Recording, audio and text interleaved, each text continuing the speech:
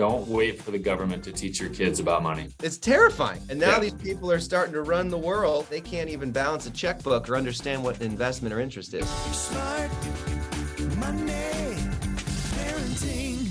Welcome back, everybody, to Smart Money Parenting. Thanks for watching, listening, viewing, and subscribing. Got my buddy Chad here with me today. Chad, how's it going, man? Going great. Excited to kick off another episode today. Check us out, smartmoneyparenting.com. Submit a question there. You can even submit a voicemail recording, and we will feature the question on the show. And if it's half decent, we'll actually answer it on the show. So they're rolling in. This is good. A lot of this is awesome. It's funny. Parents care about getting their kids the right life skills to help them that they might not be learning in schools. Speaking of which, today we're going to be talking about financial literacy in schools. 22 states now have passed laws for personal financial education in their schools. Very recent, too. This is very recent stuff. This is a few years ago, it was zero. That's right. It's just happening in the last year. It's starting to take off. And while we're excited, we have some hesitations. So let me read off these schools. So we've got Alabama, Arizona, Georgia, Idaho, Iowa, Kentucky, Michigan, Mississippi, Missouri, New Hampshire, New Jersey, New York, North Carolina, North Dakota, Ohio, South Carolina, Tennessee, Texas, Utah, and Virginia have passed financial literacy standards to graduate from high school. They're trying to make sure kids understand personal finance. This is, at the surface, a win, right? For sure. I'm happy they're doing it. I think it's going to take a long time to roll it out. I don't think parents should be just sitting on their hands and waiting for the schools to handle this conversation for them. Obviously, that's why we're here. That's why we created the show. And that's why we're creating Gravy Stack, the solution to this. But I mean, it's a good start that the states are finally recognizing in 2023 that kids need some financial literacy as they go off into college or their adult life, right?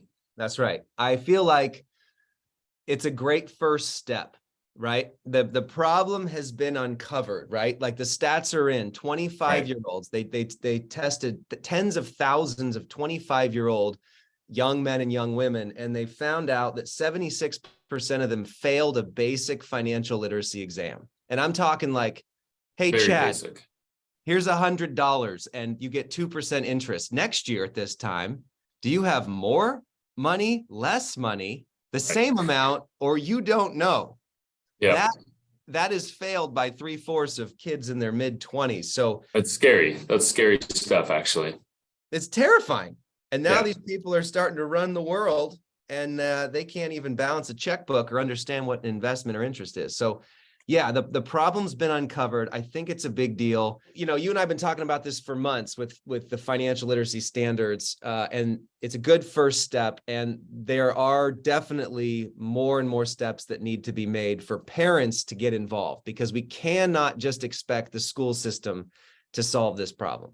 If you're relying on the government to teach your kids about money, let's just say it's probably not the best path to success, and preparing your kids to be successful is waiting for the government to teach them about money. Like I applaud these states for at least sticking their neck out there and starting something, because I've been speaking to schools for years about this topic and saying how we're drastically failing our kids. You know, they graduate high school and they know how to dissect a frog, and they have no idea what a loan is, what interest is, what investing is.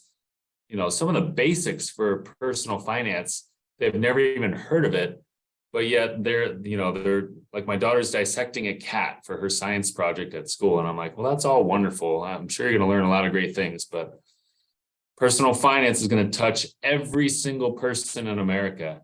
And we need to be teaching it at a much younger age. So this is important. Don't wait for the government to teach your kids about money. Man, I saw this pretty funny video a few days ago. This guy he got his first credit card bill and he couldn't pay it. And oh boy. And the joke was, he goes back to his high school learning and he's like, okay, geometry. Nope. Algebra. Nope. Chemistry. Nope.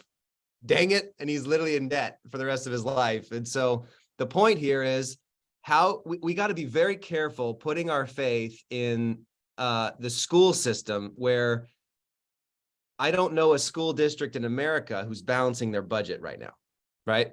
I'm worried that we should be training the teachers first. The teachers are struggling with financial literacy themselves. How do we expect them to take some curriculum and teach it to our kids? Yeah, right. and That's a everyone real comes, concern. and I'll say this, Scott, everyone comes from different financial backgrounds.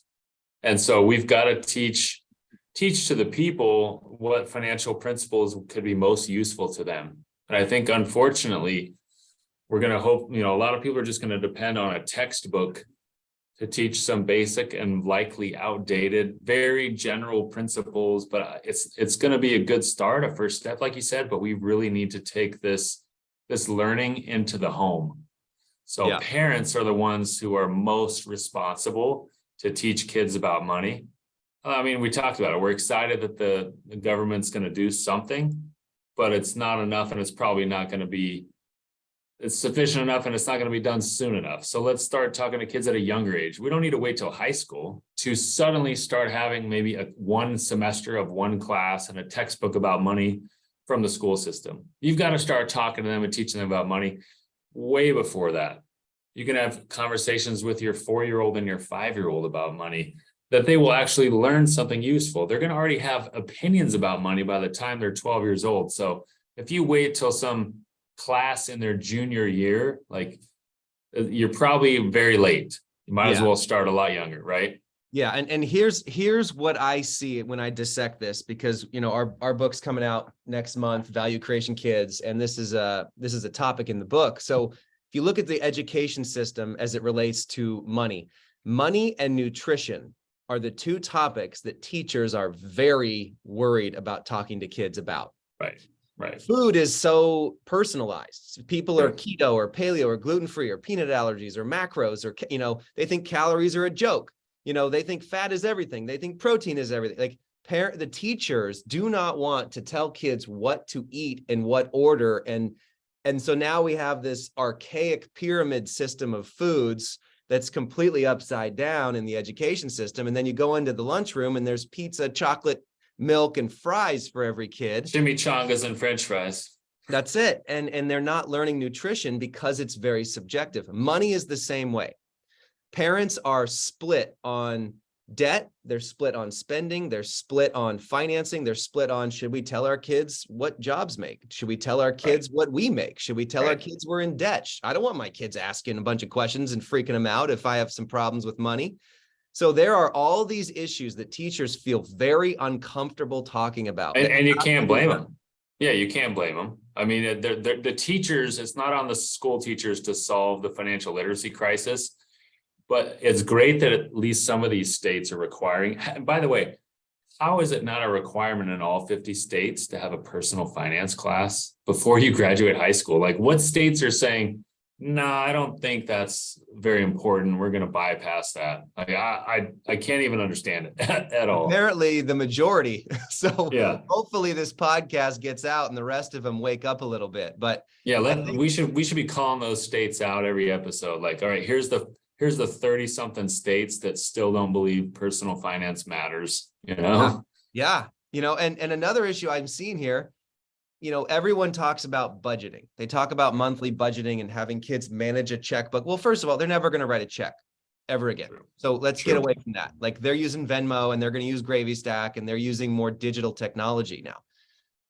But the real issue is you can't teach a kid to budget when they don't make money or spend money. Mom and dad pay for everything and they don't have to worry about expenses, right? This is why we have our spend list and our home gigs and Gravy Stack, to get kids to start to understand this stuff.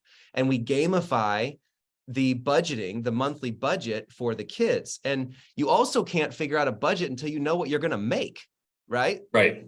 So how do kids, are teachers going to tell kids what they make as a teacher so that the kids can help them live on a monthly budget? Right. I doubt it. Probably not. No, and they wouldn't be expected to. Let's talk about the types of accounts we created in Gravy Stack and how we name them, because I think that's a pretty cool feature that just brings it to reality for kids. You want to go over that real quick?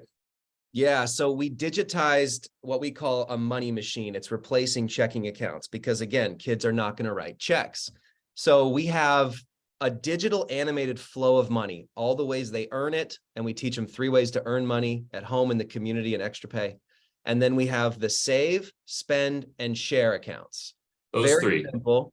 Those 3: save, spend, and share. And it's really critical to build a habit of a percentage of your money that comes in the door automatically gets split between your saving, which is also investing. We have investing accounts for the kids, the spending, which is their debit card, and then the sharing, which hooks up to any nonprofit in North America. For them, mom and dad gets a tax deduction, but they have to understand that a percentage of what you make goes to each of those jars right away. So one of our biggest issues right now is kids are like, yeah, I have my paycheck this week is $21. That means I get to spend $21, to go to the arcade and movies and social outings with my buddies. Well, no, because you're going to, you have decided to put 20% into saving, 10% in, or 5 to 10% into the share, and you're left with 70, percent of the money. So you need to make $26, $27 for you to be able to spend 21. Right. But I think it's cool too that the kids are going to learn, and the kids are learning that, like, a spending account, that makes sense. This account is for spending. A savings and investing account is for investing and savings. It's not called a checking account. It's outdated. It's antiquated. A lot of the stuff that the banks do, and probably that the government schools are going to teach, is going to have jargon and lingo that kids don't relate to. So everything in Gravy Stack we're designing is to help kids not just understand, but really just comprehend the kind of the ins and outs of budgeting and finance and making financial decisions from a young age, without all the confusing bank stuff, that doesn't really relate to kids. Stuff that's 20, 40, 60 years old. Not a lot has changed in the way that the big banks are doing things. And so that, of course, they've added some digital banking features since the internet, but there's so much more that could be done. So I think the visual banking, that the kids can see where the money and the coins are actually flowing into these different jars, it's going to change the way they think about earning. And I think that's one of the most powerful things of financial education for kids, is teaching them and empowering them to know how they can actually earn money. And once they start earning their own money, I mean, the doors just open, right? You've seen kids just do cool stuff. Yeah, share about that, Scott. You nailed it. You cannot homework a kid into financial literacy. You cannot. You cannot. It's in one ear and out the other. It's all hypothetical. You can't give them a test and make them regurgitate written notes and handbooks and pamphlets and paper. They do not learn financial literacy until you make it fun and you make it real life experience. They have to be dealing with real money to actually learn about money. You cannot give your kid, this is why we're against allowance. You can't just give your kids money and expect them to spend it wisely. A kid has to earn money, and then they will have the personal ownership and responsibility to spend, save, and share wisely. That is the intrinsic motivation required for financial literacy, and schools are going to completely overlook this piece of the puzzle. I like what you said, though. You can't homework your way to understanding money. Like a lot of these other banking apps and financial companies, they do little quizzes for kids, and that's cute. You got colors on there, you're doing quizzes, and kids can fill it out, but that's like homework. Like, kids are going to learn by doing, and they're going to learn by playing. So when kids are in Gravy Stack and they're playing and they're learning about money, especially when they learn to earn it, and when they're learning to earn money and they feel that accomplishment and that confidence, and it's like, okay, this is my money, they feel very differently than if it's their parents' money. If it's my money and I earned it, and I'm giving a little away and I'm spending some and I'm saving some for the future, that's real financial literacy. So we're happy about these states making this new requirement for high school graduation, and we believe it could help. We just think you're going to have to do a lot more as a parent to teach financial literacy to these kids and help make them money smart kids, because it's not going to be accomplished by just doing word problems and homework after school. That's not it. Not it. No way, man. And there are so many schisms when it comes to money, right? The schools are going to be very ethereal with it. They're going to be very hypothetical with it. They're going to be very workbook text, and the teacher just says, "Here, do the homework, and then we can talk about it tomorrow." Right. People are split on debt. This is going to be our next episode, talking about how do you teach debt to a kid. People are anti, people are for. We have to get to the bottom of it.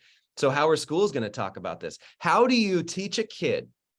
Let's say you tell a 12-year-old about investing, and they go home to a single mom who's barely scraping by to cover the food bill, right? Right.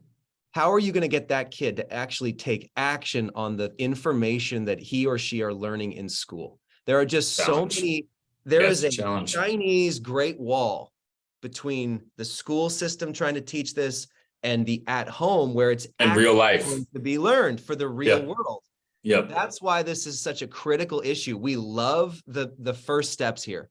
We are going to be giving out Gravy Stack's game to any school who wants it.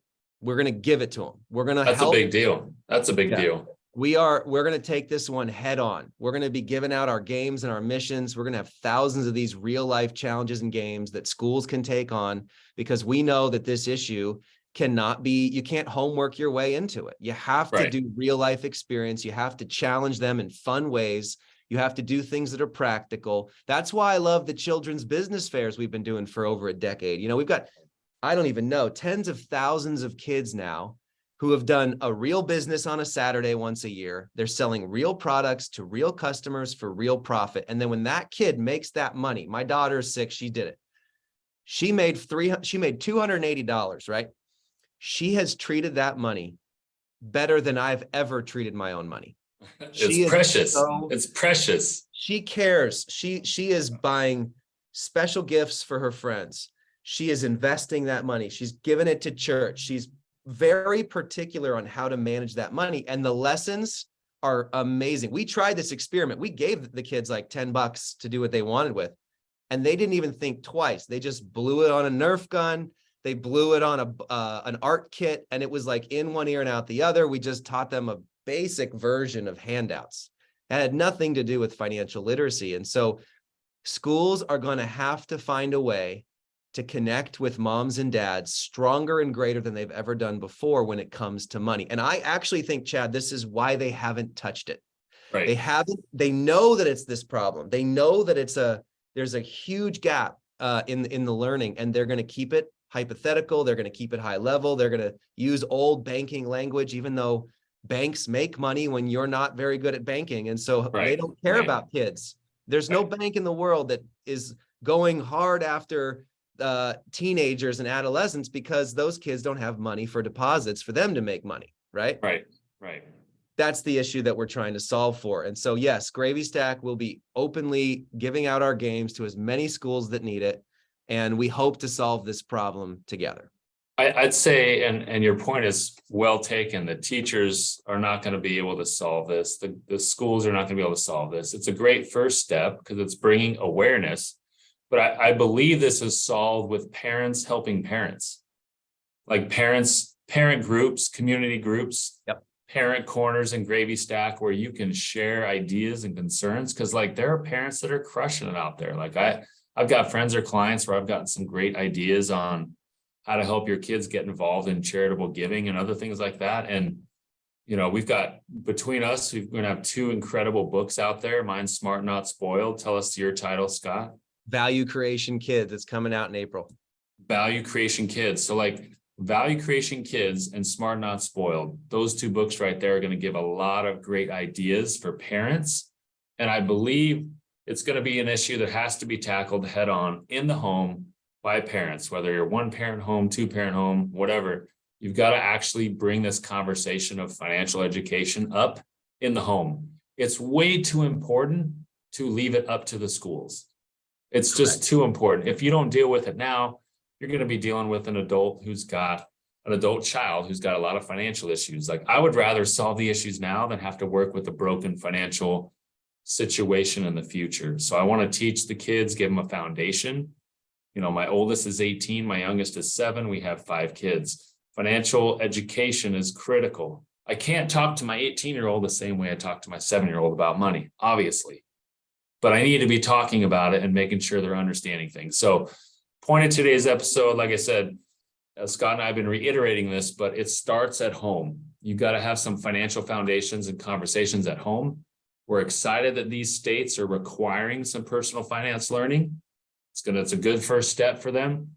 We want to make sure that you understand that does not mean the school will do all that you need to teach your kids about money. So, Smart Money Parenting Show, subscribe, like, share it, comment, give us ratings, like do whatever you can to promote this, because you know that this is important and we can't leave it up to the schools.